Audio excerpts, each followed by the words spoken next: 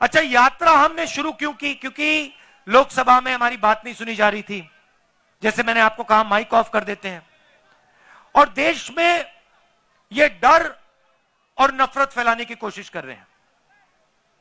नोटबंदी हो, गलत जीएसटी हो, कोविड के समय इन्होंने जो काम किया, ये सब जो कमजोर लोग हैं, गरीब लोग हैं, किसान, मजदूर, छोटे दुकानदार, छोटे व्यापारी, इनको चोट पहुंचाने के लिए करते हैं ये लोग।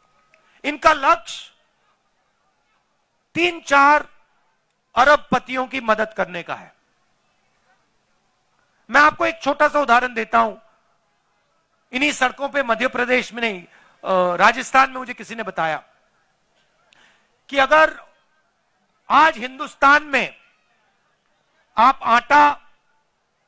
मैदा, गुड़, ऐसी चीजें बेचो, तो अगर आप 25 किलो से कम बेचते हो तो आप पर जीएसटी लग जाती है, और अगर आप 25 किलो से ज्यादा बेचते हो तो जीएसटी माफ हो जाती है।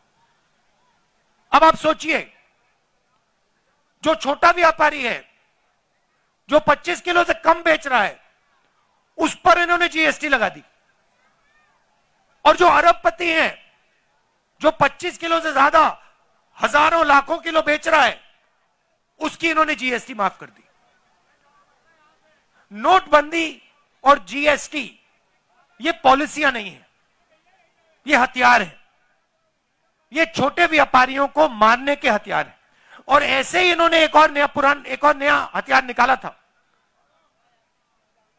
ये जो इनके किसान के खिलाफ 3 काले कानून थे, नोटबंदी और जीएसटी छोटे व्यापारियों को मारने के हथियार थे, और ये इनको जो 3 कानून थे, ये किसानों को मारने के, मजदूरों को मारने के हथियार थे।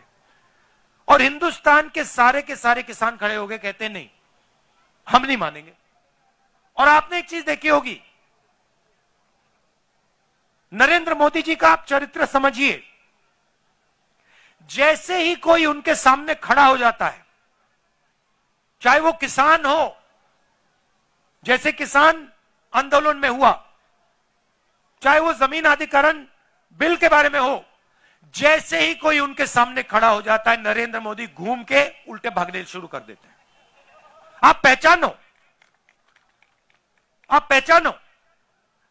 जब भी कोई भी उनके सामने खड़ा हो जाता है, नरेंद्र मोदी मुकाबला नहीं करते हैं, भाग जाते हैं, मैदान से निकल जाते हैं। मैंने प्रेस वालों